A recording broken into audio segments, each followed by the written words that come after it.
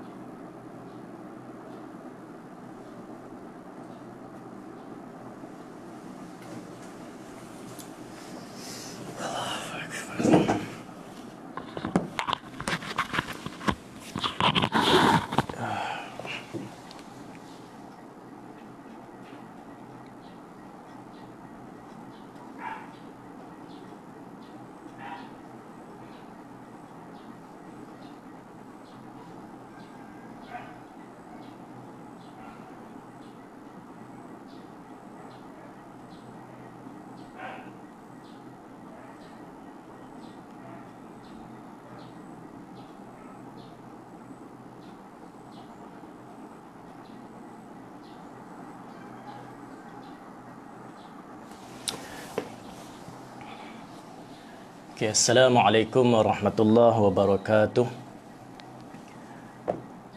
Bismillahirrahmanirrahim. Alhamdulillahilladzi khalaqal mauta wal hayata liyabluwakum ayyukum ahsanu amala. Ashhadu an la ilaha illallah wahdahu la syarika lah. Wa ashhadu anna Muhammadan abduhu wa rasuluh. Allahumma salli wa sallim ala Muhammad wa ala alihi wa sahbihi wa tabi'in bi ihsanin ila yaumiddin. Subhanaka la ilma lana illa ma 'allamtana innaka antal alimul hakim.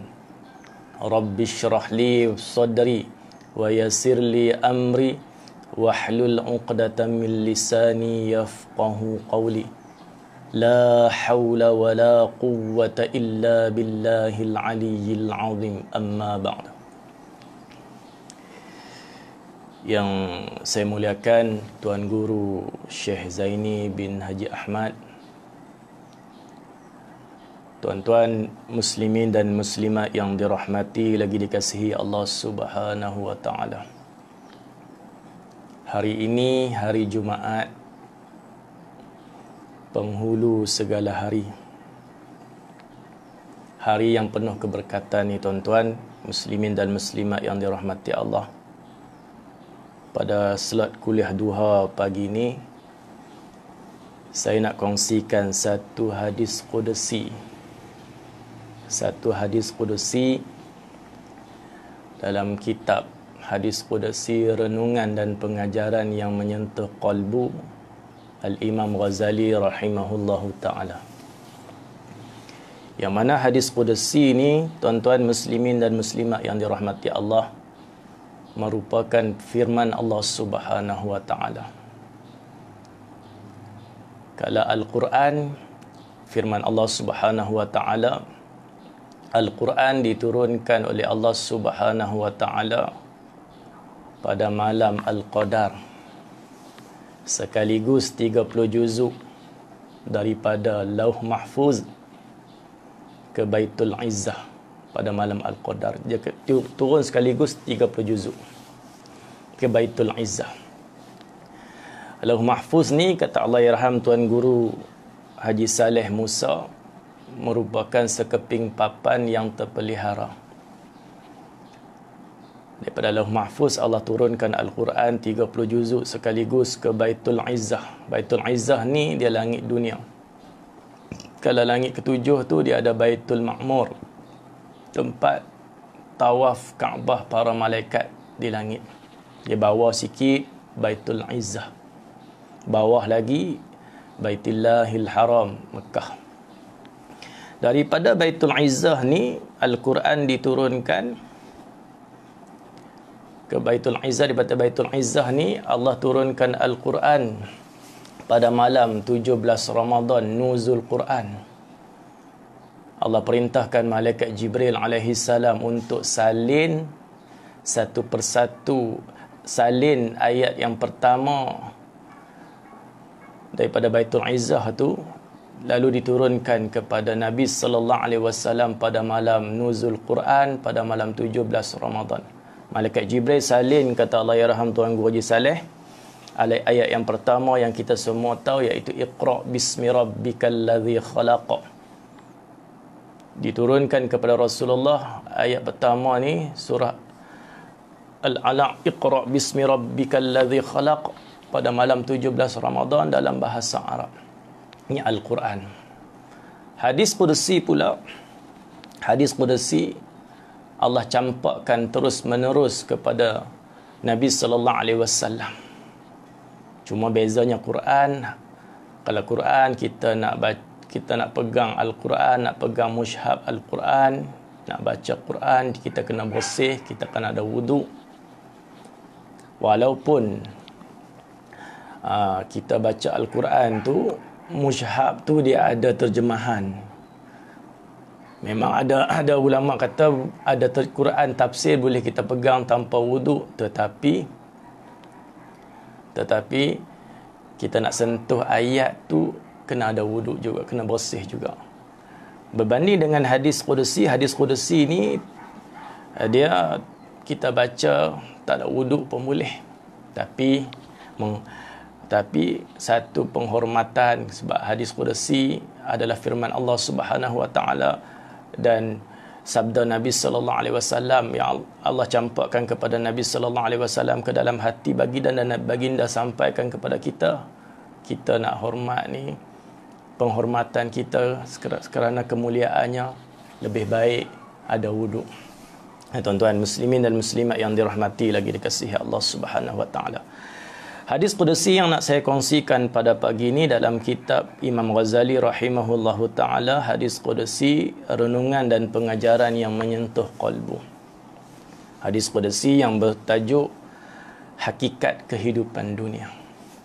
Saya daripada semalam duk semak hadis Qudsi ni, air mata tak berhenti duk keluar. Ya Allah, betapa Allah Subhanahu wa ta'ala ni Tuhan yang sangat kasih sayang. Sayangnya Allah Subhanahu wa ta'ala, kata ulama, lebih sayang seorang ibu dan seorang ayah kepada seorang anak.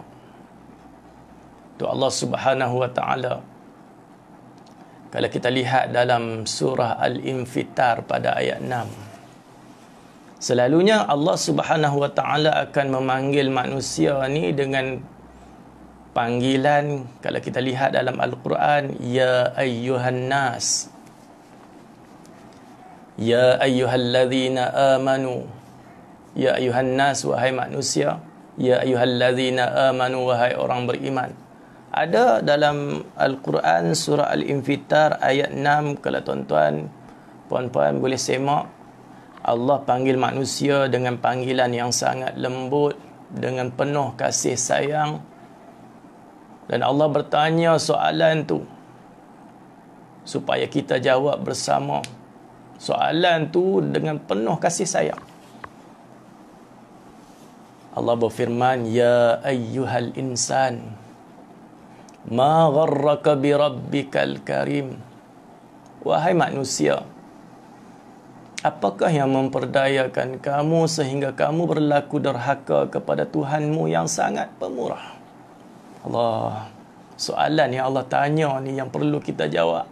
Pasal apa kita melakukan derhaka Kenapa kita melakukan maksiat sedangkan Allah ni Tuhan yang sangat pemurah? InsyaAllah kita lihat hadis Qudsi ni. Hadis ni panjang.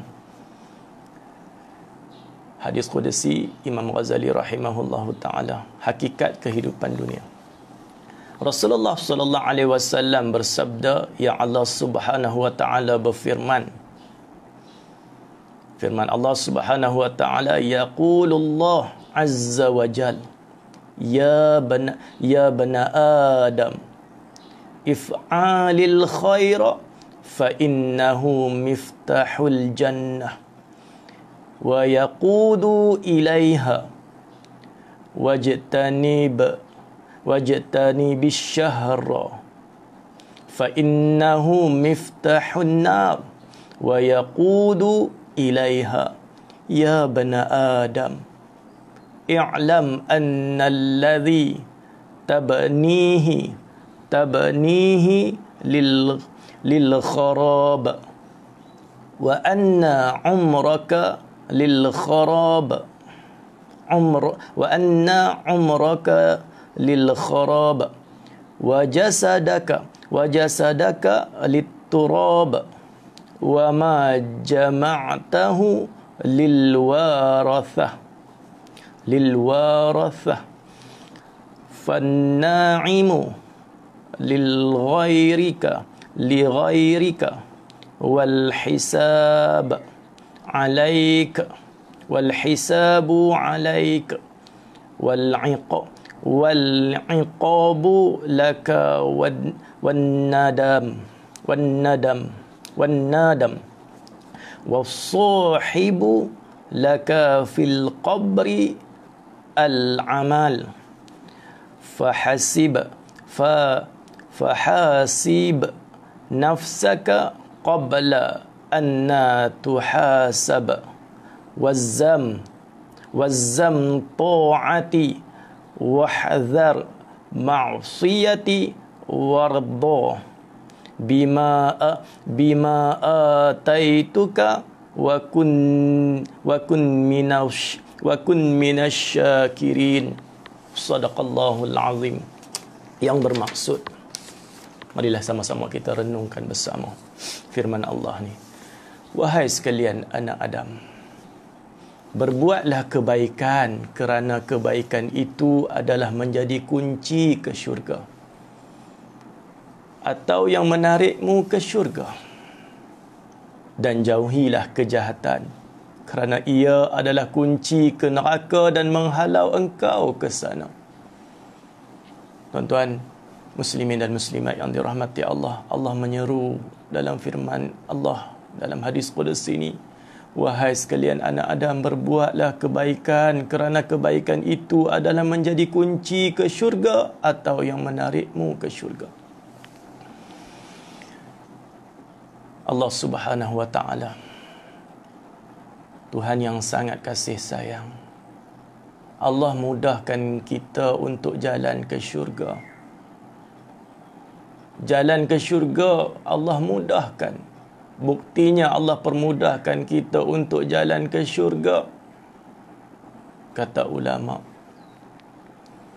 kita nak buat kebaikan, nak buat amal soleh, niat pun Allah dah terima dah. Niat pun Allah dah kurniakan ganjaran pahala. Belum buat amal lagi, belum buat kebaikan lagi, baru niat nak buat kebaikan. Allah Subhanahu wa ta'ala, Tuhan yang kasih sayang, dah memberikan ganjaran pahala. Tuan-tuan niat daripada semalam nak tengok kuliah online, kuliah duha online pagi ni. Niat tuan-tuan muslimat, daripada semalam Allah dah beri ganjaran. Bila kita keluar daripada rumah, bila kita buka sahaja live ni, kita dengar kuliah, Allah berikan ganjaran pahala. Tambah pula majlis ilmu ni tuan-tuan muslimin dan muslimat yang dirahmati Allah Subhanahu wa ta'ala, ganjaran cukup banyak. Rasulullah sallallahu alaihi wasallam bersabda kepada Ibnu Mas'ud, Kata Nabi, wahai Ibnu Mas'ud, engkau duduk sesaat dalam majlis ilmu tanpa memegang pen dan menulis satu huruf pun adalah lebih baik bagi kamu daripada memerdekakan 1000 orang hamba. Engkau bersalam dengan orang berilmu adalah lebih baik bagi kamu daripada beribadah 1000 tahun. Ini kemuliaan majlis ilmu. Allah buat kebaikan, niat pun Allah dah kira pahala. Bila buat kebaikan tersebut, maka Allah berikan pahala berbanding dengan dosa. Berbanding dengan dosa, kita nak buat dosa, niat masih belum Allah kira dosa. Bila kita dah buat dosa, baru Allah kira satu dosa. Kalau kebaikan, satu kebaikan Allah gandakan dengan 10 ganjaran. Dosa, niat pun belum Allah kira dosa. Buat dosa, baru Allah kira satu dosa. Dalam perjalanan kita nak pi buat dosa, nak pi buat maksiat, tiba-tiba kita tak jadi buat dosa, kita tak jadi buat maksiat, patah balik tu Allah bagi pahala. Allah ampunkan dosa kita. Allah, inilah Tuhan yang sangat kasih sayang. Tu Allah menyeru dalam hadis Qudsi ini, wahai sekalian anak Adam, berbuatlah kebaikan kerana kebaikan itu adalah menjadi kunci ke syurga atau yang menarikmu ke syurga. Ustaz Habib Ahmad Ismail Al-Ja'fari, mungkin tuan-tuan kenal Habib Ahmad Ismail Al-Ja'fari, mudir Madrasah Darul Ilmi Singapura. Ustaz Habib Ahmad Ismail ni antara yang saya cukup minat lah. Kata-katanya cukup lembut. Dia banyak kuliah ceramah tajuk kematian Maulidi Rasulullah sallallahu alaihi wasallam. Ceramah-ceramah beliau cukup menyentuh qalbu. Tuan-tuan, kata Habib Ahmad Ismail Al-Ja'fari, mudir Madrasah Darul Ilmi Singapura, kata Habib Ahmad Ismail, ada satu hadis Nabi sallallahu alaihi wasallam, Rasulullah sallallahu alaihi wasallam bersabda, siapa-siapa yang masuk ke dalam majlis ilmu, selama mana dia duduk dalam majlis ilmu, selama itulah ibu dan ayahnya direhatkan Allah daripada azab kubur, kata Habib Ahmad Ismail Al-Ja'fari. Ini selama mana tuan-tuan muslimin dan muslimat yang dirahmati Allah mendengar kuliah, dengar kuliah, duduk dalam majlis ilmu, selama itulah, kata Habib Ahmad Ismail, Rasulullah bersabda, siapa-siapa yang masuk ke dalam majlis ilmu, selama mana dia duduk dalam majlis ilmu, selama itulah ibu dan ayahnya direhatkan daripada azab kubur. Lebih kurang macam itulah hadis yang disebutkan oleh Habib Ahmad Ismail Al-Ja'fari, mudir Madrasah Darul Ilmi Singapura. Tu tuan-tuan muslimin dan muslimat yang dirahmati Allah. Tu kita lihat orang-orang dulu, orang soleh terdahulu, sahabat-sahabat Nabi sallallahu alaihi wasallam. Sahabat-sahabat Nabi sallallahu alaihi wasallam, para ulama, orang soleh terdahulu, mereka sibuk dalam melakukan amal ibadat, sibuk menghabiskan masa dalam kehidupan setiap hari ini dalam melakukan ketaatan kepada Allah Subhanahu wa taala. Kadang-kadang kita tertanya-tanya, adakah orang soleh ni mereka tak mau gembira, tak mau seronok, tak mau enjoy, kata orang muda lah ni, enjoy. Adakah mereka tak mau seronok, tak mau enjoy, tak mau gembira? Jawapannya tuan-tuan, orang soleh terdahulu, sahabat-sahabat Nabi sallallahu alaihi wasallam, mereka lah yang paling nak gembira. Mereka lah paling nak seronok. Mereka lah paling nak enjoy. Tetapi mereka lihat seronok, gembira ketika kaki kanan kita melangkah masuk ke dalam syurga. Seronok untuk gembira, bahagia untuk selama-lamanya. Dunia ni bukan untuk tempat kita gembira. Dunia ni untuk kita meraih sebanyak mungkin persiapan bekal amal soleh untuk kita berseronok-seronok, bergembira, bahagia ketika kita diizinkan Allah Subhanahu wa taala memasuki syurganya di hari akhirat nanti, insya-Allah. Tu tuan-tuan muslimin dan muslimat yang dirahmati lagi dikasihi Allah Subhanahu wa taala. Tu kata ulama, jika kita tidak melihat titian sirat berada di belakang kita, kalaulah kita tak melihat titian sirat berada di belakang kita, selagi itulah kita masih belum boleh ketawa.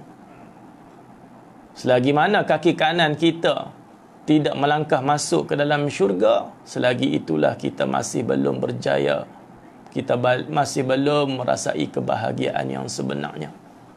Kalau kita tak lihat titik sirat berada di belakang kita, kita masih belum berjaya.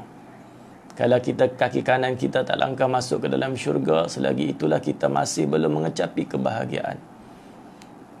Ada satu hadis Nabi sallallahu alaihi wasallam. Tuan-tuan muslimat selalu dengar hadis ni. Nabi sebut apa? May yuridillahu bihi khaira yufaqihu fid din. Barang siapa yang Allah menghendaki kebaikan ke atasnya, Allah berikan dia jalan untuk dia faham perkara agama. Masuk mudah ni tuan-tuan muslimin dan muslimat yang dirahmati Allah. Hadis ni, kalau Allah nak bagi kita jadi baik, Allah akan mudahkan kita untuk jalan untuk kita jadi baik.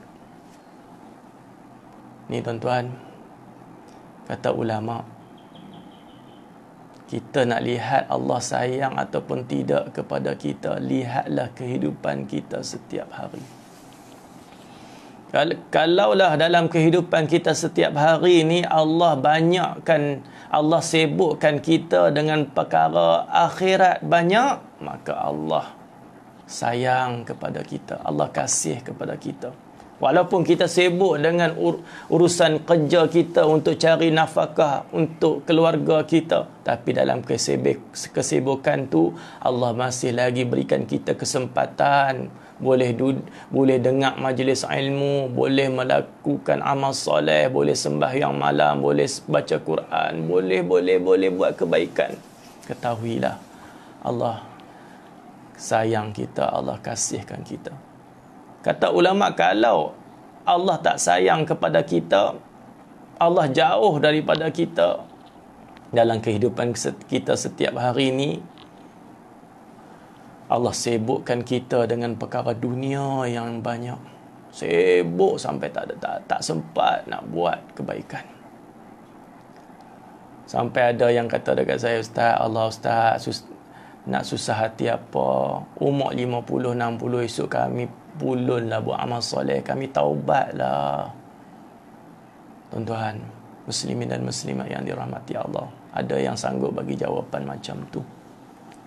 Wahai sekalian anak Adam, berbuatlah kebaikan, kerana kebaikan itu adalah menjadi kunci ke syurga atau yang menarikmu ke syurga. Dalam kitab Wajah-Wajah Kematian,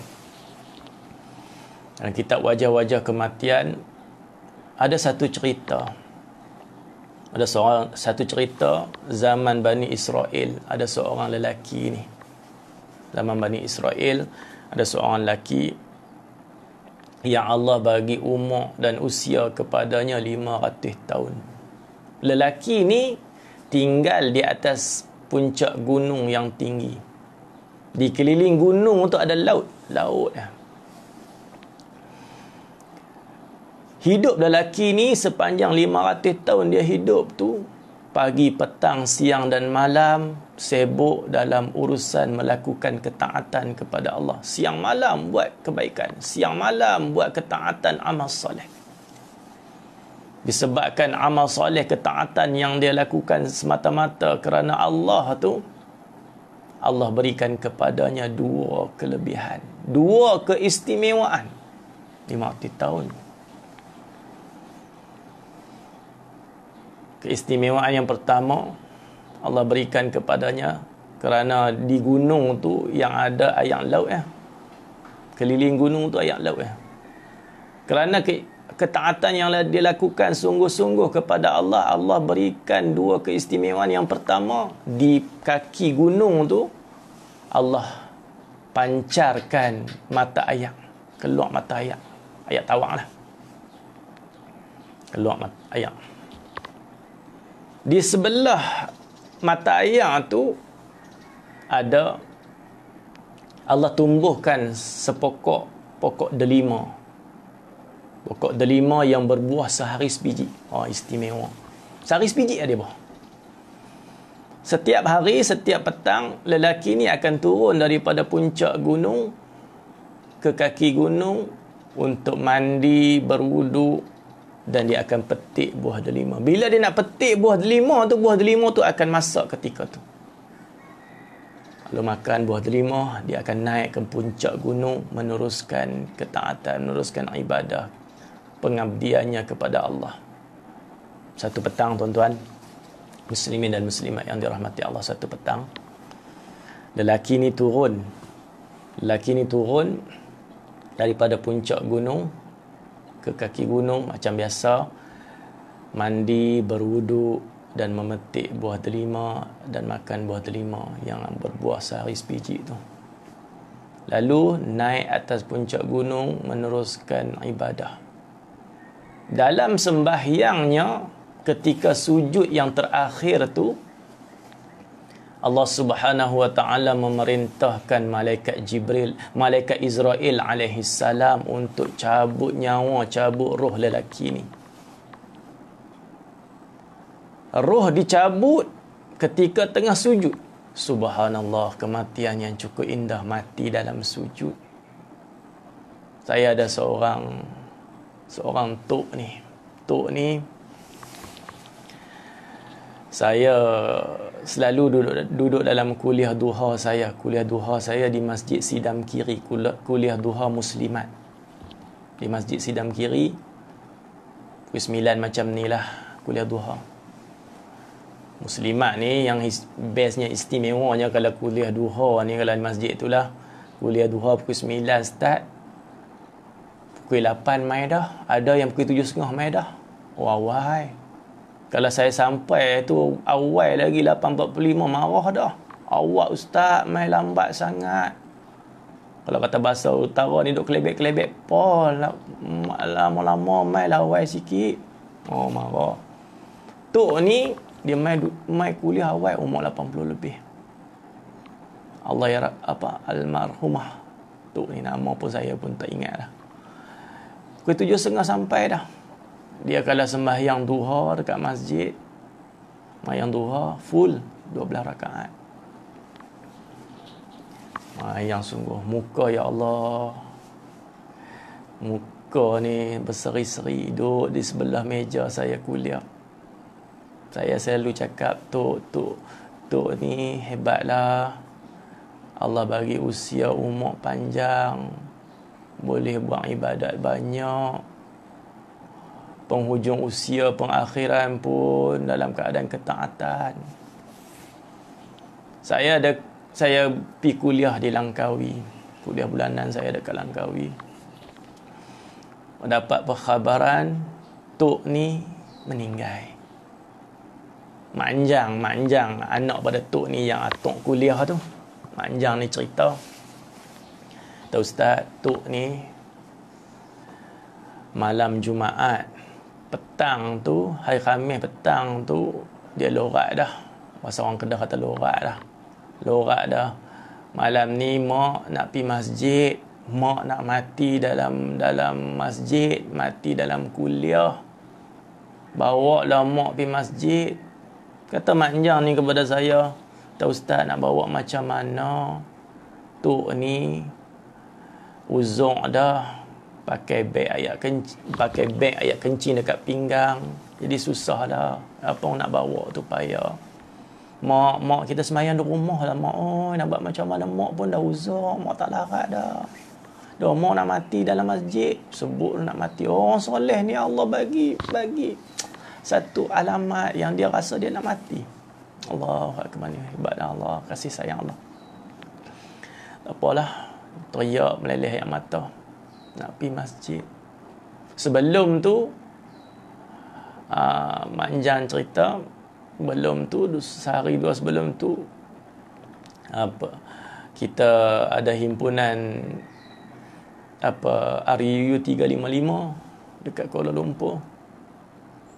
Tok ni kata dekat Manjang, hang nak pi himpunan tu ke? Kalau hang nak pi, bagi tahu kat mak nak tolong buka pintu. Tolong buka pintu bagi hang mudah keluar untuk pi berjuang.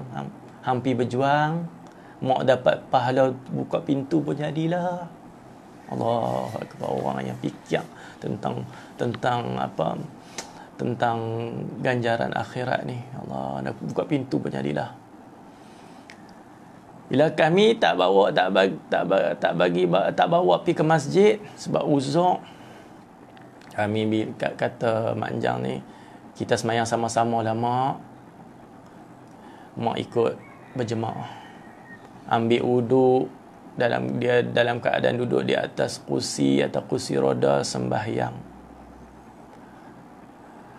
Rakaat pertama dengar dia duk baca lagi, susi duk baca lagi. Rakaat kedua senyap. Rupa-rupanya rakaat kedua tu dia menghembuskan nafas yang terakhir.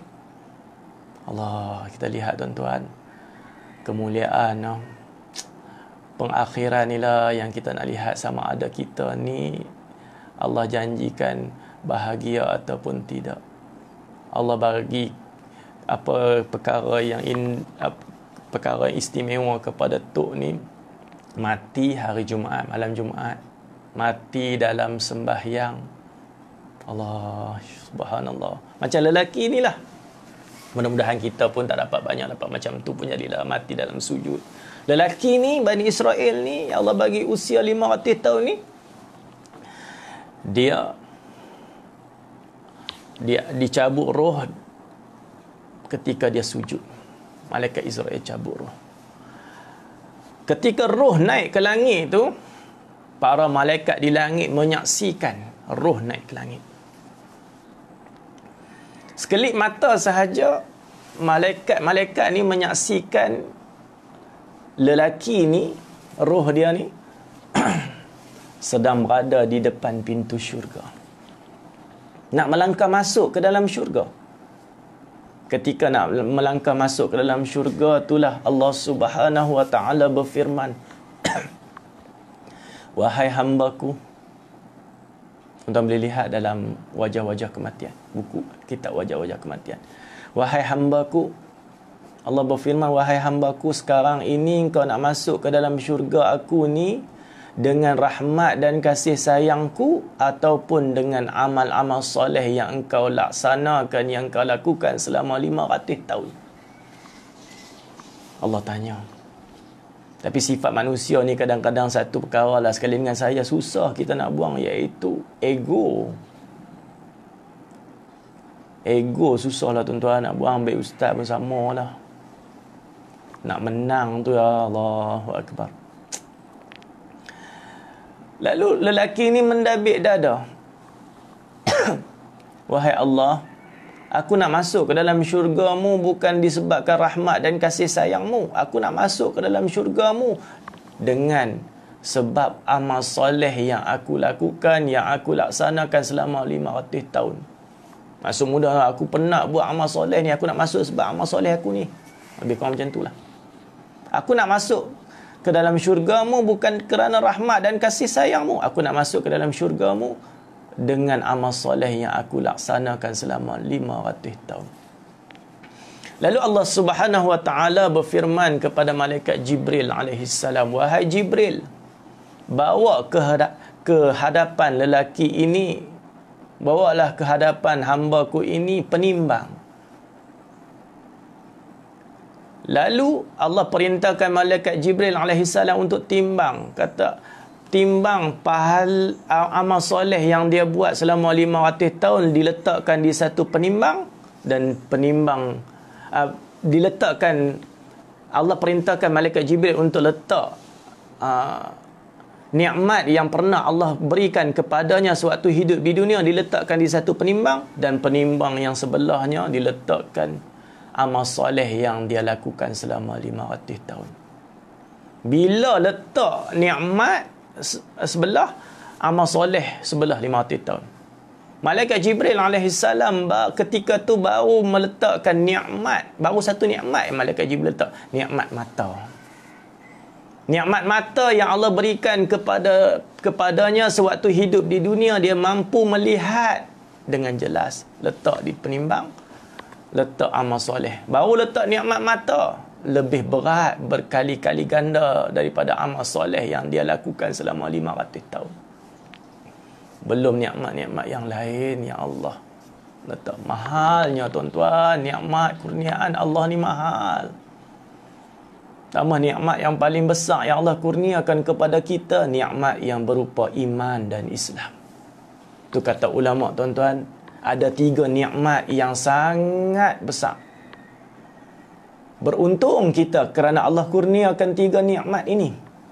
Kalau Allah tak bagi, walaupun dalam hidup kita ni susah dengan pelbagai ujian, musibah, kesusahan, masalah macam-macam yang kita hadapi, ketahuilah kita beruntung kerana Allah berikan 3 nikmat yang sangat besar.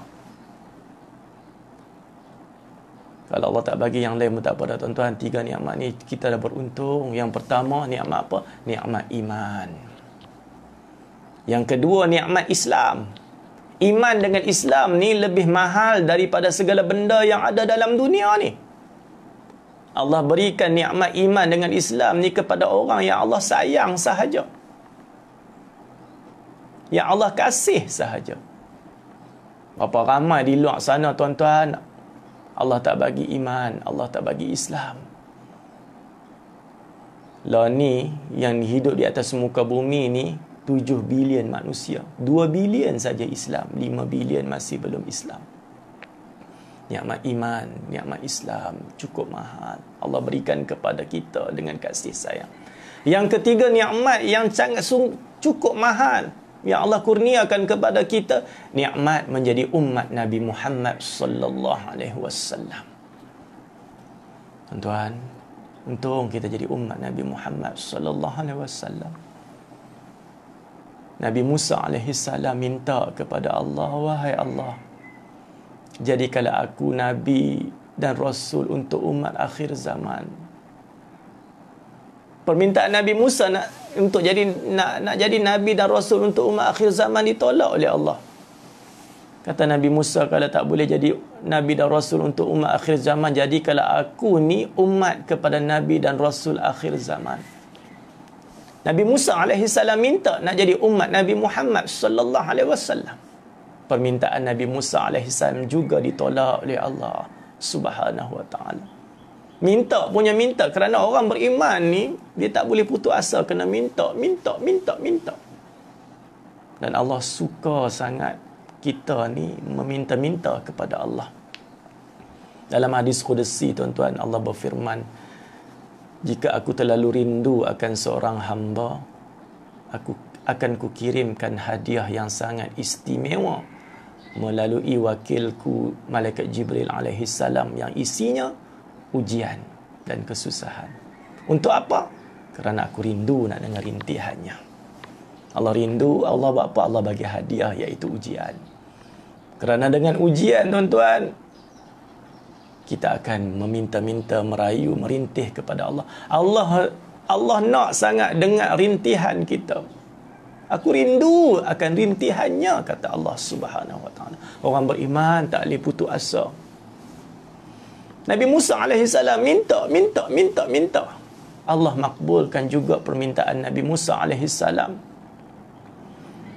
Di hari akhirat nanti, pintu syurga tidak akan dibuka kepada mana-mana Nabi dan Rasul, mana-mana umat, melainkan insan yang pertama yang akan mengetuk pintu syurga dialah Nabi Muhammad sallallahu alaihi wasallam.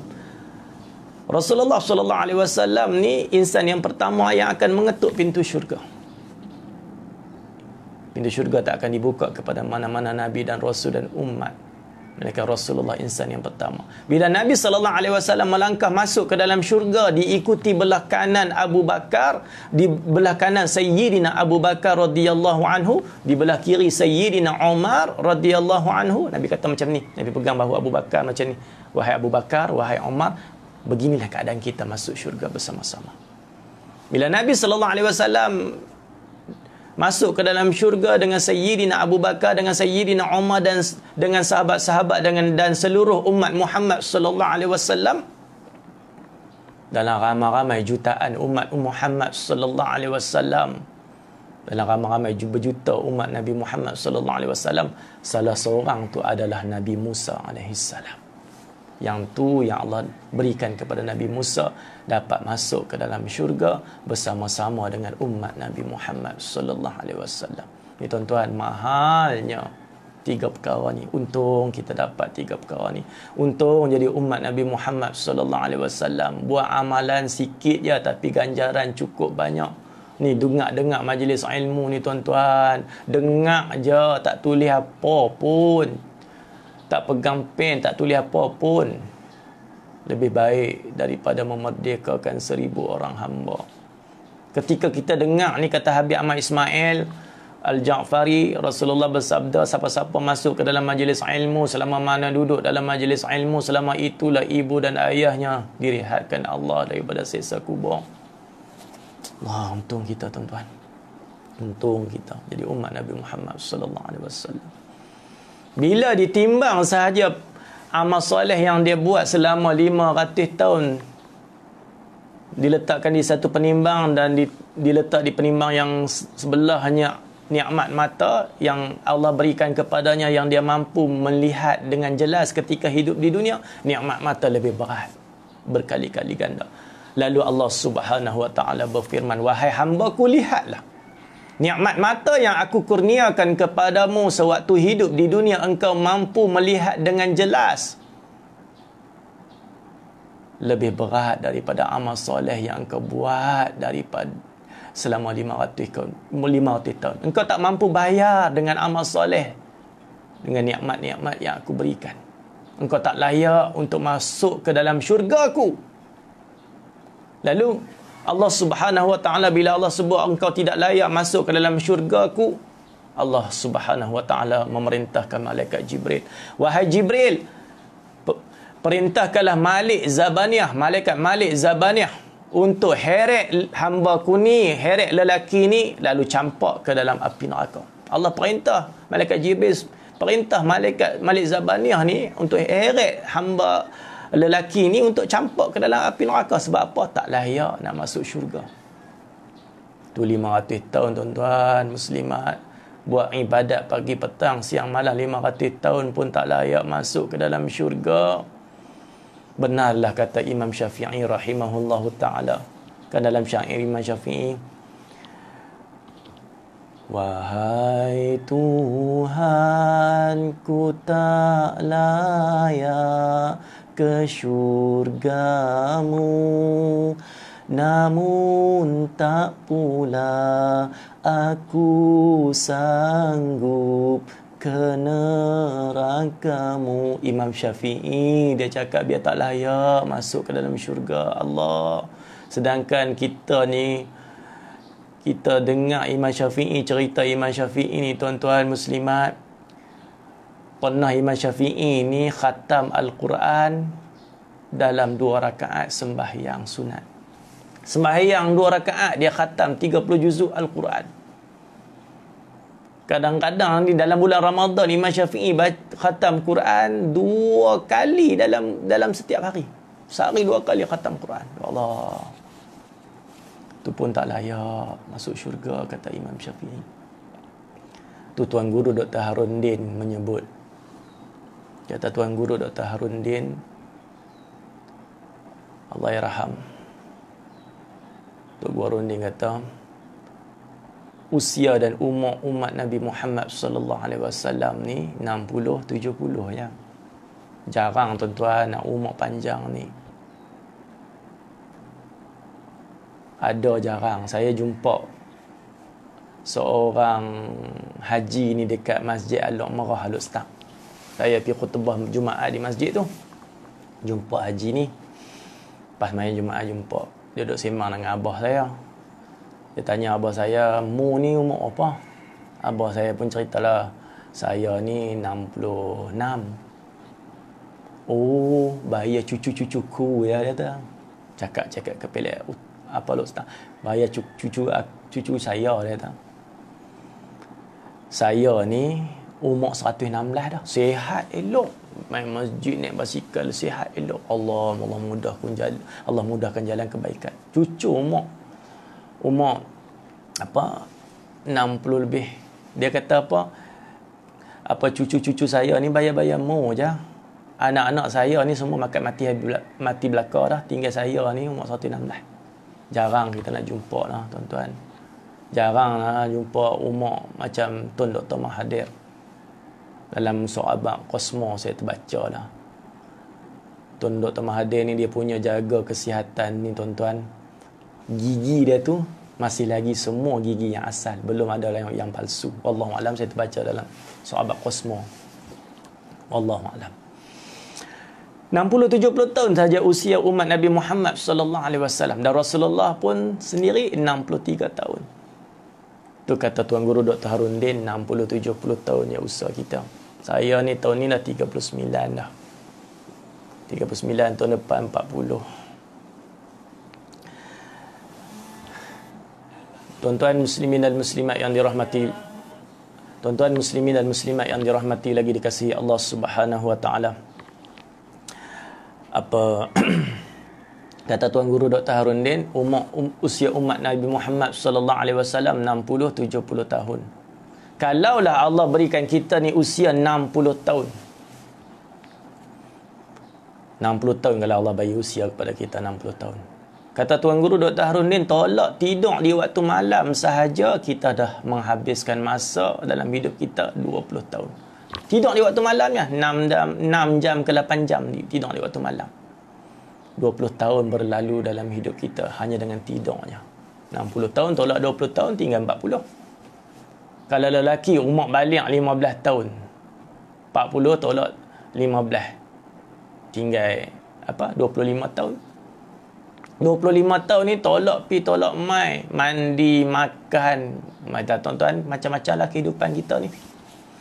Tolak mai, takut-takut 5 tahun pun tak ada. Daripada 60 tahun tu 5 tahun pun tak ada kita gunakan untuk perkara kebaikan, untuk ketaatan kepada Allah.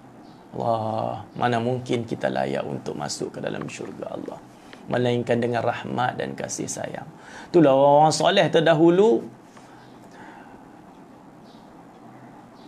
takut, bimbang ni, kerana orang beriman ni dia kena ada dua sifat. Sifat yang pertama apa? Sifat takut, sifat bimbang. Takut dan bimbang ni. Takut dan bimbang dalam hidup kita ni, Allah belum ampunkan dosa kita yang banyak. Dosa kita banyak tuan-tuan. Banyak tu. Pagi, petang, siang, malam, umat Nabi Muhammad sallallahu alaihi wasallam kita ni buat dosa. Takut dan bimbang dalam hidup kita ni, Allah belum ampunkan dosa kita yang banyak. Takut dan bimbang dalam hidup kita ni, Allah belum terima amalan yang kita buat. Tu Sayyidina Abu Hurairah radhiyallahu anhu takut dan bimbang. Sayyidina Abu Hurairah beristighfar kepada Allah. Istighfar Sayyidina Abu Hurairah setiap hari paling kurang 15,000 kali sehari. Sampai orang tanya, wahai Abu Hurairah, kenapa? Apa rahsia kamu istighfar kepada Allah sampai 15,000 ni?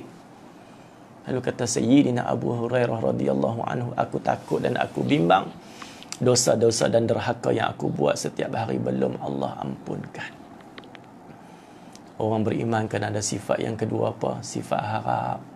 Harap dalam hidup kita ni Allah ampunkan dosa kita yang banyak. Harap dalam hidup kita ni Allah terima amalan yang kita buat. Kita tak tahu apa nasib kita. Mudah-mudahan Allah terimalah amalan kita ni. Lalu Allah Subhanahu wa taala, lalu lelaki ni dia merayu-rayu kepada Allah, wahai Allah, janganlah campakkan aku ke dalam api neraka. Tolong aku menghabiskan usia umur dalam hidupku selama 500 tahun buat kebaikan, ketaatan kepadamu. Aku menghabiskan seluruh hidupku untuk kamu, wahai Allah. Janganlah campakkan aku ke dalam neraka. Lalu Allah berfirman, wahai hamba-Ku, engkau tak layak masuk syurga. Engkau tak mampu nak bayar nikmat-nikmat yang aku kurniakan kepadamu sewaktu hidup di dunia dengan amal soleh yang kau buat 500 tahun. Dia minta. Dia punya merayu, tuan-tuan. Lalu Allah Subhanahu wa ta'ala berfirman, wahai hambaku, aku ingin bertanya, siapakah yang memberikan kepadamu nikmat yang berupa iman dengan Islam? Siapakah yang memberikan kepadamu nikmat hidayah yang berupa iman dan Islam? Hidayah tu siapa bagi? Kita, tuan-tuan, siapa yang bagi hidayah dekat kita? Melainkan Allah Subhanahu wa ta'ala. Saya teringat lagi Dr. Bala Chandran di HPP itulah, dalam ceramah beliau sebut, orang tanya, doktor kan dia kan boleh ceramah tentang kebaikan perjuangan Islam, tentang undang-undang Islam, dia baca ayat Quran, hebat Dr. Bala Subrabanian, Dr. Bala Chandra ni hebat. Orang tanya, wahai doktor boleh cerita tentang apa perjuangan Islam, tentang kebaikan Islam, undang-undang Islam, tapi kenapa doktor sampai hari ini doktor masih lagi belum memeluk Islam? Apa jawapan beliau? Inilah yang bernama hidayah. Allah masih belum kurniakan hidayah kepada saya. Hidayah ni bukan boleh buat-buat, dengan izin Allah. Walaupun orang yang paling rapat dengan Nabi sallallahu alaihi wasallam, orang yang paling rapat dengan Nabi sallallahu alaihi wasallam siapa? Abu Talib, bapa saudara Nabi, yang mati tanpa iman, mati tanpa Islam. Abu Talib ni sangat sayangkan Nabi sallallahu alaihi wasallam. Okay, apa dah, tinggal 5 minit lagi ya. Sekejap lagi slot yang kedua Tuan Guru Syekh Zaini. Abu Talib ni sangat sayangkan Nabi, membela, membantu perjuangan Nabi sallallahu alaihi wasallam. Sampai Abu Talib menjadi galang ganti membela perjuangan Nabi. Orang sakiti Nabi, Abu Talib lah bela. Nabi sallallahu alaihi wasallam bila sahabat bagi tahu, ya Rasulullah, bapa saudaramu Abu Talib dalam keadaan nazak, pergilah engkau segera mendapatkannya. Nabi sampai sahaja depan rumah Abu Talib, masuk ke dalam rumah ketika tu Abu Talib dalam keadaan nazak, dalam keadaan sakratul maut. Nabi sallallahu alaihi wasallam pegang tangan Abu Talib. Ketika tu Abu Talib dikelilingi oleh pimpinan-pimpinan Mekah. Ada Abu Jahal, ada Abu Lahab, ada ramai. Nabi pegang tangan Abu Talib sambil menangis teresak-esak. Wahai bapa saudaraku, ucapkanlah la ilaha illallah Muhammadur Rasulullah. Ucapkanlah 2 kalimah ini, nescaya engkau akan bahagia, nescaya engkau akan selamat di hari akhirat nanti. Merayu Nabi sallallahu alaihi wasallam, ucapkanlah 2 kalimah ini wahai bapa saudaraku. Abu Talib ni bergenang air mata di kelopak mata Abu Talib. Kata Abu Talib, wahai anak saudara kesayanganku, wahai Muhammad, anak saudara kesayanganku, aku nak sangat ucap 2 kalimah ini semata-mata untuk gembirakan hati kamu. Tetapi wahai anak saudara kesayanganku, kalaulah aku ucapkan 2 kalimah ini semata-mata untuk gembirakan hati kamu, nanti apa kata orang Arab Quraisy terhadap aku? Apa orang Arab Quraisy akan kata kepada aku? Abu Talib tu sanggup tinggalkan agama nenek moyangnya semata-mata kerana anak saudaranya Muhammad. Itu jawapan Abu Talib. Kerana ketika tu Abu Lahab pun duk tengok, Abu Jahal pun duk tengok. Abu Talib jawab macam tu di pengakhiran tu. Nabi merayu sangat-sangat. Akhirnya Abu Talib ni mati tanpa iman, mati tanpa Islam. Nabi menangis. Nabi harap sangat Abu Talib dapat memeluk Islam. Tapi hidayah ni cukup mahal, tuan-tuan muslimin dan muslim. Walaupun tu Abu Talib tu bapa saudara Nabi sallallahu alaihi wasallam. Aku ingin bertanya, kata Allah, siapakah yang memberi hidayah kepadamu sehingga engkau dapat iman dan Islam?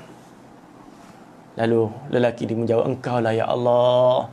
Soalan yang kedua Allah tanya, wahai hambaku, siapakah yang mengurniakan kepadamu kekuatan sehingga engkau mampu untuk melakukan ketaatan amal soleh selama 500 tahun? Engkau lah ya Allah. Dan siapakah yang mengurniakan kepadamu nikmat 2 keistimewaan, iaitu terpancar mata air di kaki gunung, sedangkan di keliling gunung tu hanya laut air masin. Dan siapakah yang mengurniakan kepadamu tumbuh satu pokok delima yang berbuah sehari sebiji, sedangkan sedangkan pokok delima pun dia ada buah, dia ada musim dia. Siapa yang bagi pokok delima, tumbuh pokok delima yang berbuah sehari sebiji yang boleh engkau makan? Engkau lah ya Allah, engkau lah ya Allah. Lalu Allah berfirman, wahai hambaku, ketahuilah rahmat kasih sayangku lah yang akan membuatkan kau dapat masuk ke dalam syurgaku dengan kasih sayang. Ni tuan-tuan, Allah seru dalam ayat ni, dalam firman ni, wahai sekalian anak Adam, berbuatlah kebaikan, kerana kebaikan itu adalah menjadi kunci ke syurga atau yang menarikmu ke syurga, dan jauhilah kejahatan kerana ia adalah kunci ke neraka dan menghalau engkau ke sana. Tuan-tuan, dalam hidup kita ni, tuan-tuan muslimin dan muslimat yang dirahmati Allah, sebelum saya mengakhiri kuliah, jangan kita sia-siakan kehidupan kita yang masih berbaki inilah. Gunakanlah setiap detik, setiap saat, setiap masa dalam hidup kita ni untuk kita buat persiapan akhirat kita. Jangan kita tak ada masa dengan Allah, nanti Allah tak ada masa dengan kita. Jangan cari waktu lapang untuk kita beramal. Kitalah kena melapangkan waktu untuk kita beramal. Ingat Allah sentiasa di waktu kita senang. Allah akan ingat kita waktu kita susah. Tuan-tuan muslimin dan muslimat yang dirahmati Allah, saya ada satu kata-kata daripada Allahyarham Tuan Guru Allahyarham Tuan Guru ni Abdul Aziz Nikmat. Menarik kata-kata Tuan Guru.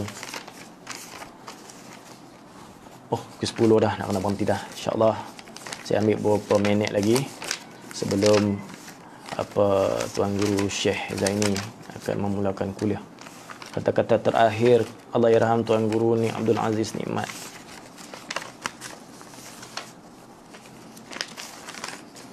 Dah sehari tak jumpa.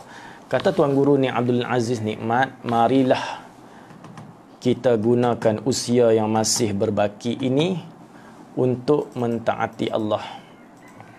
Marilah kita gunakan usia yang masih berbaki ini untuk mentaati Allah. Usia kita ini tidak lama. Usia kita ini tidak lama, sekejap sahaja.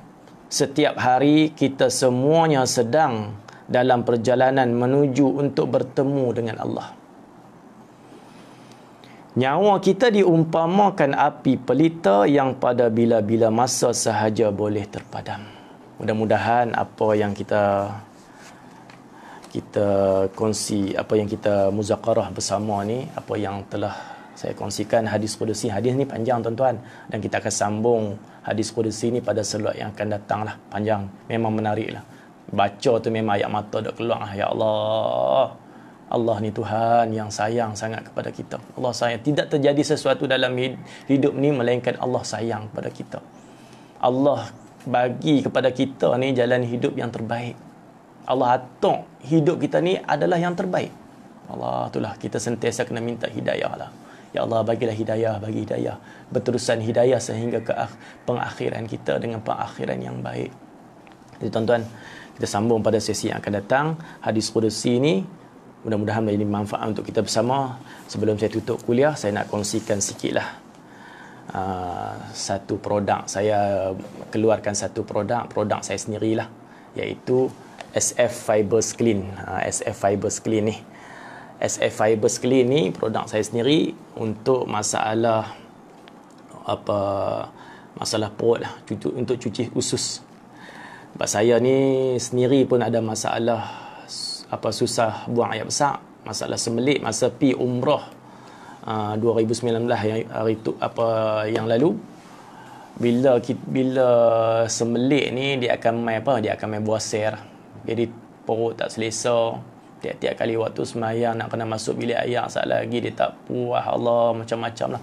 So saya doa kat sana, saya minta Allah bagi satu idea lah. Allah bagi idea kat saya buat keluarkan satu produk yang nama SF Fibers Clean.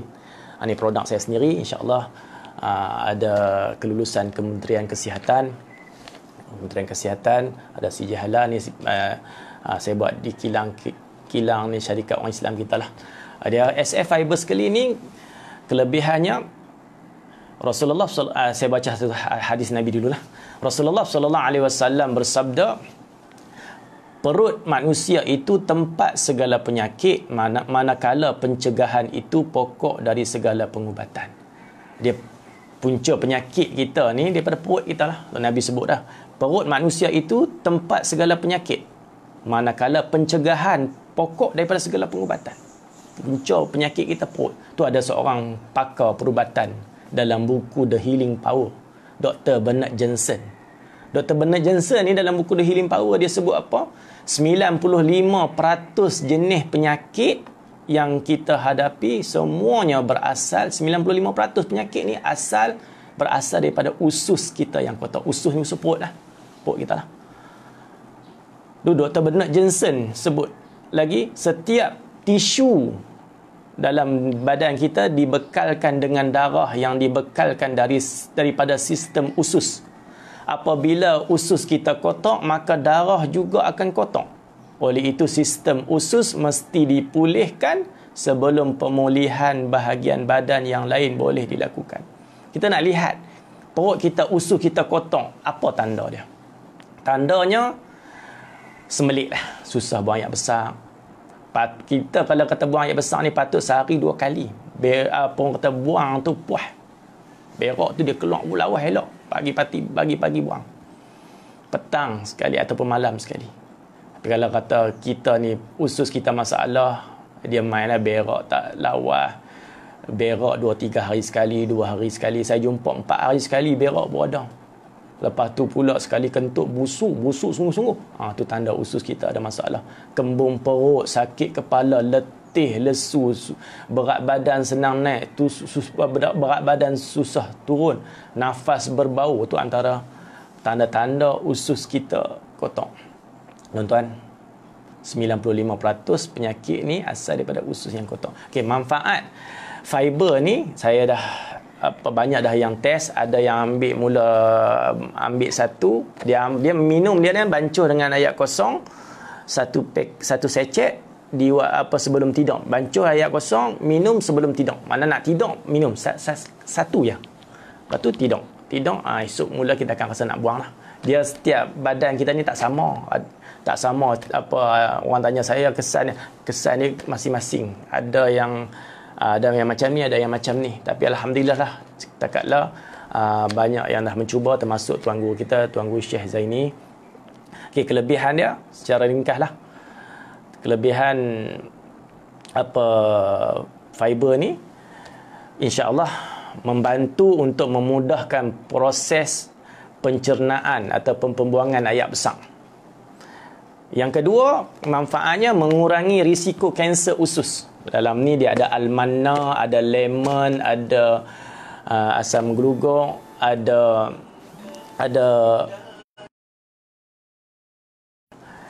timun, ada cuka apple, ada apple hijau, ada almana, ada inulin, ada strawberry, ada halia. Orang yang ada masalah angin, insya-Allah minum dia akan kentut. Lepas tu manfaatnya lagi membersihkan usus besar dan kecil. Membantu menurunkan kadar gula dalam darah bagi pengidap kencing manis. Bagi pengidap kencing manis, dia membantu menurunkan kadar gula dalam darah. Yang kelima, mengawal dan menurunkan kolesterol. Kolesterol dia kawal dan boleh turun kolesterol. Membuang angin, menurunkan berat badan, mengurangi risiko buasir dan semelit. Membantu menurunkan tekanan darah tinggi. Siapa-siapa yang berhajat, nanti saya akan komen di bawah tu nombor telefon saya. Harga dia RM39 ya. Dalam ni ada 10 secet. Boleh hubungi saya 019-455-2380. Dan saya juga, tuan-tuan muslimin dan muslimat yang dirahmati Allah, sambil-sambil saya berkuliah, mengaji ni, saya buat perubatan Islam di klinik saya, di rumah saya ni. Saya buat live ni di dalam pusat rawatan saya lah, dalam pejabat saya ni, di rumah saya ni. Sinar Faizin Healing Center nama pusat rawatan saya. Rawatan ni saya buat seorang je lah, perubatan Islam. Kiropraktik, urutan kiropraktik iaitu pembetulan tulang belakang. Untuk orang yang ada masalah sakit pinggang, sakit kepala, sakit bau, masalah rokok, sujud tak sempurna sebab masalah tulang lah, masalah tulang belakang.